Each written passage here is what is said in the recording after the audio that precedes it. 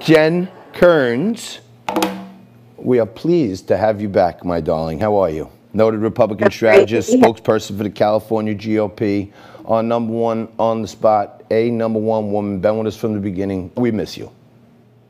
I miss you guys too. I want to hug you guys. Well, we're doing social hugging right now, so you know what I mean. We're doing the air bump. Give me the air elbow bump if you want. But how you doing? You're still in. You're back in New York. I see. That's good. No, I'm still in a red state, in a bunker. Oh, you are? Oh. Look, John, I wouldn't return to New York City when there are women getting raped on subway platforms in broad daylight at 11 in the morning. You couldn't pay me to be in New York City right now. So I'm not. It's crazy. I mean, I've been in and out a couple times. But Jen, honestly, like the one thing, you know, I've been pounding around Wall Street for like 30 years, and it's like there's always an energy. Like at least when you got in there was stuff going on, and there's a reason to be there, and there was a buzz, and the meet up after, and go over here and grab a drink, and there's just nothing. It's a, you know, it's a destination place. Go, do what you got to do, get out. And there was a big thing on the front page of the New York Post today. Exorbitant amounts of moving trucks picking people's stuff up, and they're just moving out of New York City like you. You probably, hopefully you'll be back, but I don't know. I don't know when. Yeah, I don't know when either. I remember when I left June 1st or May 31st, one of the nights of the big riots. When I left, there were people just putting their queen-size beds out at the curbside and leaving.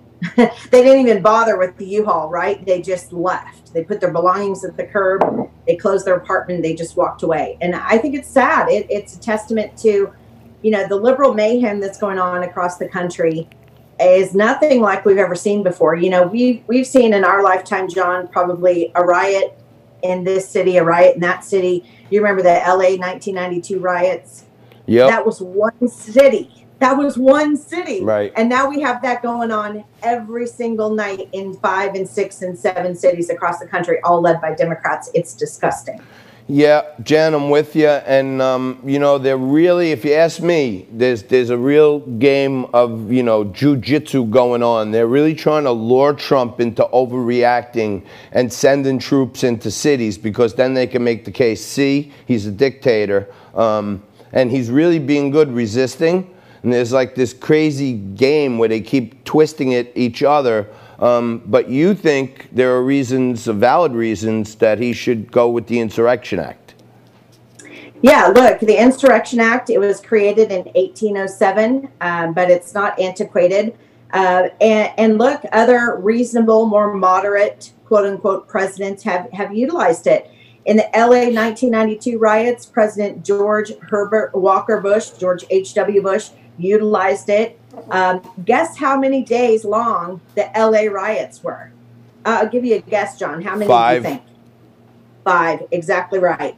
They went from April 29th, I think, to May 4th, and those were put down pretty quickly. And the reason why is because businesses were burning, businesses were getting looted, and cops were being attacked, and innocent civilians were being pulled out of their trucks and being attacked. Remember Reginald Denny, the guy who got dragged from his truck and beaten with a brick?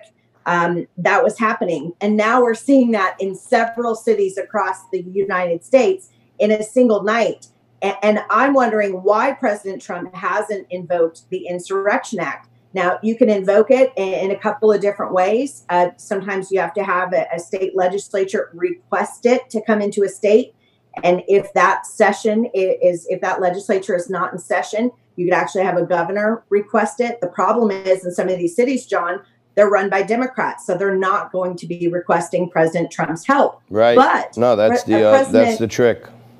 Yep. But a president can invoke it if there's clear evidence, which there is in this case. We see the Daily Caller out there night after night showing this video. We see other people, photojournalists, broadcasting live these riots every night. And so the president does have clear and convincing evidence that there's an uprising and that there's rebellion and that there is an insurrection. He could certainly do that.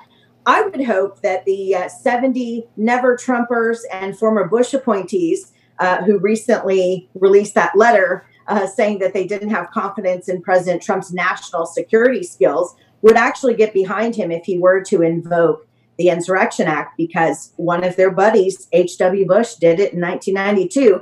And those troops came up from Camp Pendleton, a place where I used to live around in San Diego. They cruised on up the 5 freeway like the OJ and AC Shut it down. Bing, bing. No contest. All over. 5 days. Everybody go home before we smash your heads in.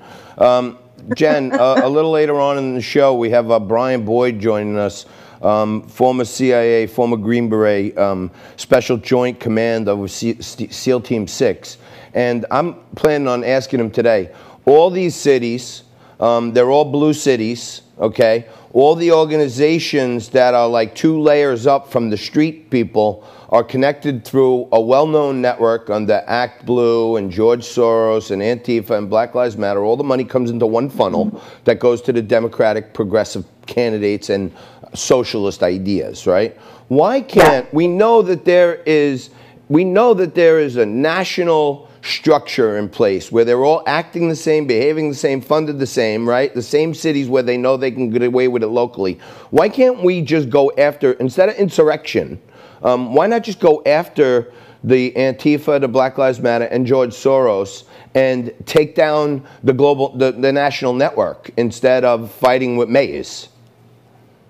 You know, you could do that, John, but as you just described, all of that dark money, it takes a while to unravel that and to trace that back. And so that takes time. I don't know. And it's nothing, well, for the most part, it's not illegal for people, activists on both sides, to take money from dark money sources. Where you get into something quite interesting, and I think you're striking on something here, the DOJ actually ought to go after things like George Soros's Open Society Foundation. There you go. We know there's a lot of evidence of funding. Why isn't anyone saying that? But that's what I'm saying it. But why isn't anyone saying it? We know what they're about. It's factual. Right. And we know that George Soros, through the Open Society Foundation, is paying for tickets for some of these kids to ride buses to other cities, paying for tickets for them to jump on an airplane and go to the next city of riot. That is interstate travel to commit a riot, and that is a felony. If we can find out who some of these groups are and what exactly they're paying for, that is something that the Department of Justice could actually look into. We need to be pressing Bill Barr to do that.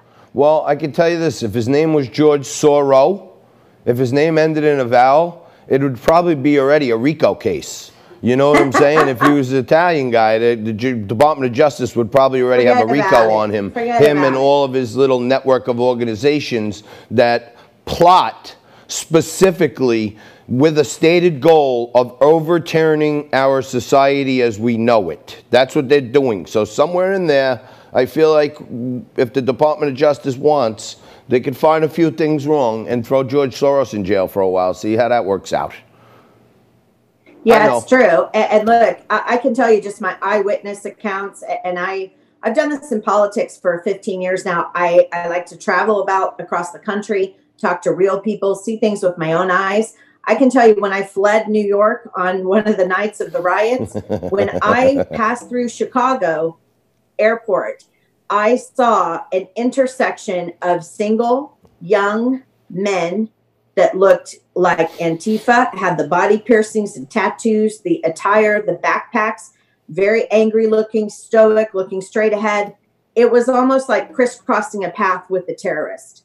And I didn't know at the time exactly what they were doing, but we saw that play out a couple days later in New York City as those riots began to spread, the looting began to spread in New York City. And I thought, aha, that's what they were doing. So somebody's paying for those plane tickets. Bill Barr needs to push away from the table at Morton's in Washington, D.C. and get to work and find out who's funding these. I knew she'd get one bomb in there. Step away from that veal chop right now. Let's go get some child predators and let's get these anti-fights off the streets. All right, Jen, thanks. You're the best. Thanks for helping us out on short notice. And please join us again.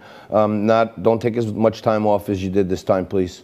Hey, let's do it weekly. I have a radio show now. Nico, you heard it here first. She said it. Let's hold her to it. She's in. That's it. You don't have to say another word. Jen Kerns is the best. Thank you so much.